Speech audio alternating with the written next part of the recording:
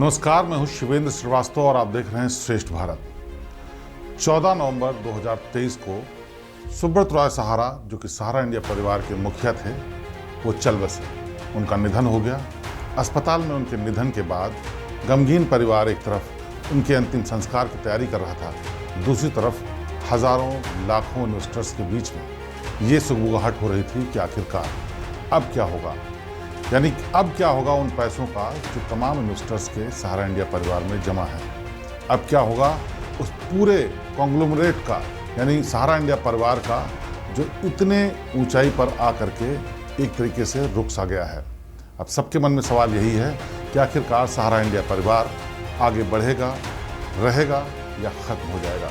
आज हम इन्हीं सारे सवालों का जवाब देंगे और बताएंगे कैसे उनका पैसा वापस मिल सकता है, साथ ही साथ सहारा इंडिया परिवार का आने वाले दिनों में भविष्य क्या होने वाला है। दरअसल सुब्रत रॉय सहारा के जाने के बाद ये सवाल इसलिए उठ रहा है क्योंकि सालों से कानूनी लड़ाई चल रही है और सेबी के पास 25,000 करोड़ रुपए जमा है।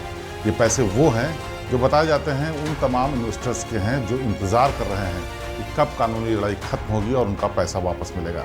ऐसे में उनके मन में ये भी संदेह है, क्या सुब्रत रॉय सहारा श्री के जाने के बाद उनका पैसा फंस जाएगा? क्या सरकार उनका पैसा वापस करेगी या फिर ये कंपनी पूरी तरह से डूब जाएगी? सवाल उठने भी लाजमी है क्योंकि कानूनी लड़ाई के दौरान तमाम ऐसे उतार चढ़ाव आए हैं जिसमें कई बार इस बात पर सवाल उठे हैं कि क्या सुब्रत रॉय सहारा की मंशा उनके पैसे वापस करने की नहीं थी? क्या सरकार नहीं चाहती कि लोगों के पैसे वापस मिले? इसीलिए इतने सालों से इतने हज़ार करोड़ जमा होने के बाद भी इस बात की पुरजोर कोशिश नहीं हुई कि इन्वेस्टर्स के पैसे वापस मिल सके। कई सालों से, करीब 30-40 सालों से हज़ारों करोड़ रुपए छोटे छोटे अमाउंट के रूप में इनके अकाउंट में जमा होते रहे और अब जब बारी वापसी की है तो ऐसी ऊहापोह की स्थिति बनी हुई है कि हर कोई बस यही सवाल कर रहा है, क्या उनके पैसे डूबेंगे या वापस मिलेंगे। दरअसल जब कानूनी लड़ाई शुरू हुई तो सबसे पहले गाज गिरी उन अकाउंट्स पर जिनमें पैसे जमा किए गए थे। सहारा के वो अकाउंट जिनमें दो बड़ी कंपनियों के जरिए पैसे जमा किए गए थे। ऐसे इन्वेस्टर्स थे करीब 3 करोड़ और अमाउंट जमा हुआ था 17,000 करोड़ रुपए। दरअसल साल 2011 में सहारा समूह की दो कंपनियां, Sahara India real estate corporation limited और Sahara housing investment corporation limited, इन कंपनियों के जरिए सहारा परिवार ने इन्वेस्टर से पैसे लिए और 3 करोड़ निवेशकों से 17,000 करोड़ रुपए जमा किए थे।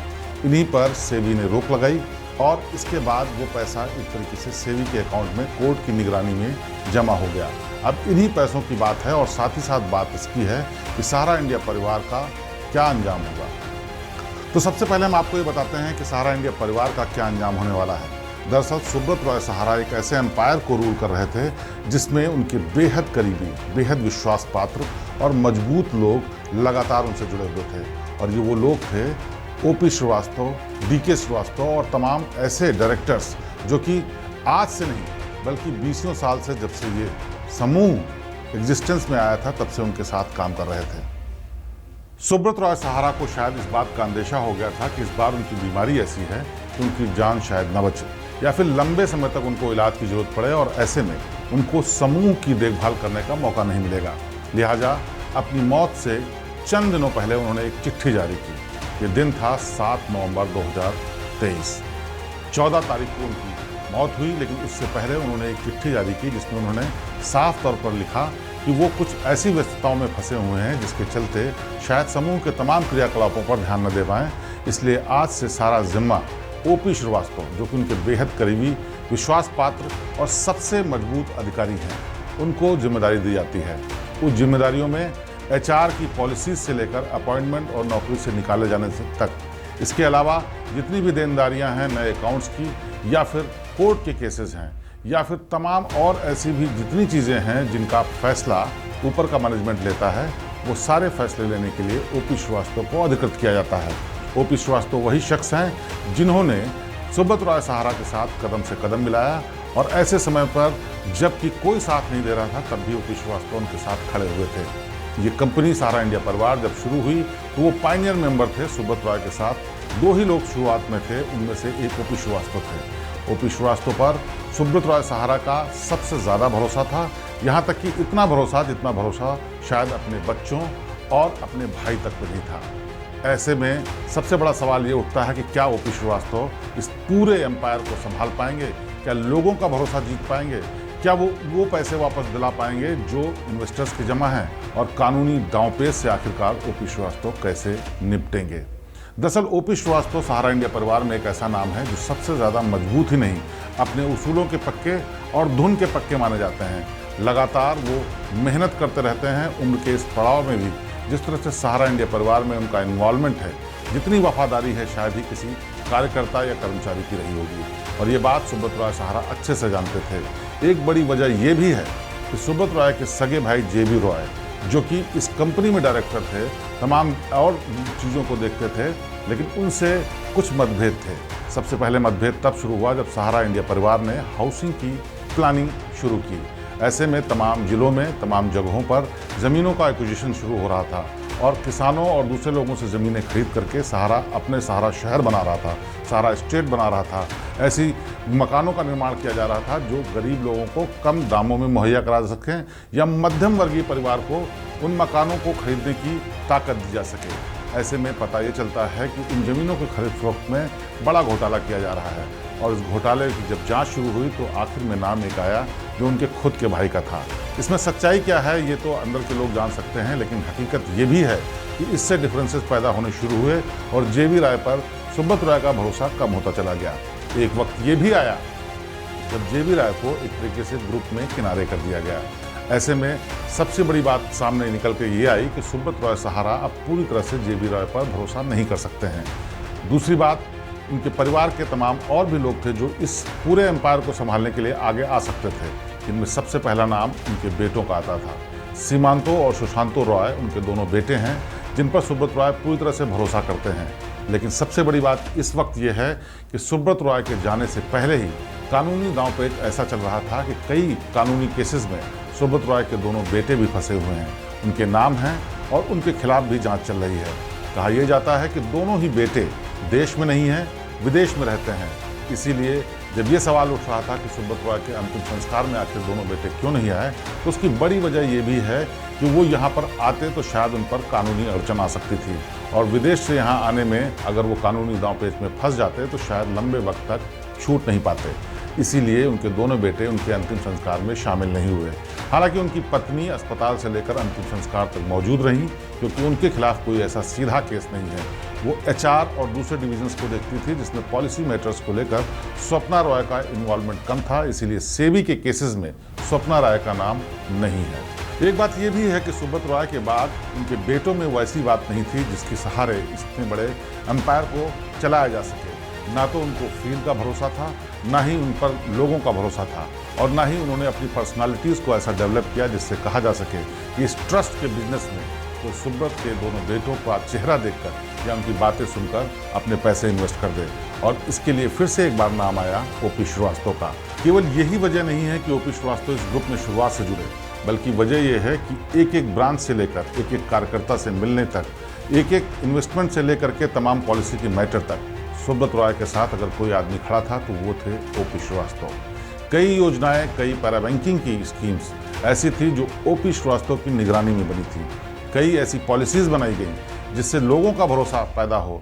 कई ऐसे इवेंट हुए, कई ऐसी योजनाएं बनाई गई जो ओपी श्रीवास्तव की ही देन थी।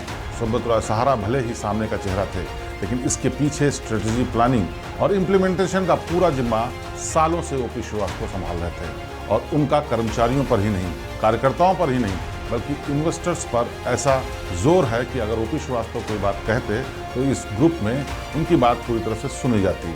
पूरे ग्रुप में ऐसी कुव्वत किसी की नहीं जो ओपी श्रीवास्तव की है सुब्रत रॉय के बाद। सुब्रत रॉय सहारा श्री बेशक इस ग्रुप के मुखिया थे और इस ग्रुप में होने के साथ साथ उनकी बात को सर्वोपरि रखा जाता था, लेकिन तमाम ज़रूरी मसलों में अगर वो किसी की राय लेते थे वो ओपी श्रीवास्तव ही थे। इसलिए जाने से पहले उन्होंने अपनी पत्नी, बच्चों और भाई को नहीं बल्कि ओपी श्रीवास्तव को पूरे ग्रुप की जिम्मेदारी सौंपी। तो ये हो गई वो बात कि क्यों आखिर सुब्रत रॉय सहारा ने ओपी श्रीवास्तव को ही पूरे एम्पायर की कमान सौंप दी, अपने परिवार को नहीं। लेकिन अब सबसे बड़ा सवाल ये है कि क्या ये इन्वेस्टर्स के पैसे वापस मिल पाएंगे? तो उसका जवाब है कि सरकार ने एक ऐसी पॉलिसी बना रखी है, एक पोर्टल बना रखा है जिसके जरिए 25,000 करोड़ जो कि सेबी के पास जमा है उनमें अप्लाई करके वो पैसे लिए जा सकते हैं। इस पोर्टल पर अगर कोई इन्वेस्टर अपने पैसों की डिटेल देकर डॉक्यूमेंट्स के साथ अप्लाई करे तो उसके पैसे वापस मिल सकते हैं। लेकिन हैरानी की बात यह है कि सालों से ये पोर्टल बना हुआ है, अभी तक बहुत ज़्यादा लोगों ने पैसों का क्लेम नहीं किया है। उसकी वजह ये भी बताई जाती है कि ज़्यादातर इन्वेस्टर्स ऐसे हैं जो कि बेनामी हैं और बहुत सारे इन्वेस्टर्स ऐसे हैं जो 5 रुपये, 10 रुपये, 20 रुपये जमा करने वाले रेहड़ी पटरी वाले लोग हैं। उनको ना तो इतनी जानकारी है और ना ही इतनी समझ है कि वो पोर्टल के जरिए इतनी फॉर्मेलिटीज़ पूरी कर सकें और अपने पैसे वापस ले सकें। कई बार इस बात को लेकर प्रदर्शन हुई, मांग हुई कि सुब्रत रॉय सहारा की कंपनी उनके पैसे वापस नहीं कर रही है। ऐसे में कई नोडल ऑफिसर्स खोले गए, कई जगह पर सरकार की तरफ से, कई जगह पर सहारा इंडिया परिवार की तरफ से काउंटर्स बनाए गए कि वहाँ पर वो लोग अप्लाई कर सकते हैं। बहुत सारे लोगों ने वहाँ से पैसे वापस भी लिए, लेकिन ये वो लोग थे जो थोड़े पढ़े लिखे थे और उनको इस बात की समझ थी कि काउंटर से पैसे कैसे अप्लाई करके लिया जा सकता है। तो आपकी जानकारी के लिए बता दें कि इस पोर्टल पर आप अप्लाई कर सकते हैं और इस पोर्टल का पता है, सहारा रिफंड पोर्टल के नाम से ये पोर्टल जाना जाता है, जो कि MOCRE फंड crcs.gov.in। इस पर जा करके अपने रिफंड के लिए अप्लाई कर सकते हैं। पोर्टल के माध्यम से सहारा ग्रुप की 4 सहकारी समितियों, Sahara credit cooperative society limited, Saharan universal multipurpose society limited, Hamara India credit cooperative society limited और stars multipurpose cooperative society limited के निवेशकों को उनका पैसा वापस मिल जाएगा। खास बात यह है कि 22 मार्च 2022 से पहले सहारा में निवेश करने वाले लोग ही इस पोर्टल के जरिए रिफंड पा सकते हैं। वो इसलिए भी क्योंकि 2022 के बाद अगर कोई पैसा जमा कर रहा था तो उसके लिए सेबी ने मना कर रखा था और वो उनका पैसा जोखिम में पहले से ही है। इस पोर्टल के जरिए पैसा वापस लेने के लिए सहारा रिफंड पोर्टल पर निवेशक के पास मेंबरशिप नंबर, जो कि उनका मेंबरशिप सहारा के साथ होगा, जमा अकाउंट नंबर, आधार से link mobile number, deposit certificate जैसे दस्तावेज होने चाहिए। सहारा में फंसे पैसों के लिए क्लेम करने के लिए निवेशक का आधार चालू मोबाइल नंबर से जुड़ा होना भी जरूरी है। साथ ही बैंक खातों से भी आधार का जुड़ाव अनिवार्य है ताकि कोई गलत आदमी पैसे वापस ना ले सके। इसके बगैर निवेशक को पैसा मिलने में मुश्किल हो सकती है, लेकिन ये जो तरीका है अगर वो अप्लाई करेंगे तो आपको पैसे वापस मिल सकते हैं। इसके अलावा कोर्ट में जो सेबी के साथ सहारा इंडिया परिवार का केस चल रहा है, उस केस के निपटारे के बाद भी सहारा इंडिया परिवार इस पैसों को वापस दे सकता है। दरअसल ये पूरी प्रक्रिया भले ही देखने में आपको बेहद पेचीदा लग रही हो, लेकिन ये वो तरीका है जो सरकार ने अपनाया है ताकि किसी गलत आदमी को पैसे वापस ना मिले और जिसका जायज़ पैसा है उसको पैसे भी वापस मिल सके। और इस सहारा के साथ बातचीत करने के बाद ही ये तरीका इस्तेमाल किया गया था। वो इसलिए क्योंकि सहारा इंडिया परिवार भी चाहता था कि निवेशकों का पैसा वापस मिले, क्योंकि उनको आगे बिजनेस करने के लिए जिस ट्रस्ट की ज़रूरत है उसमें ये भी बेहद ज़रूरी है कि उनके पैसे वापस दिए जाएँ।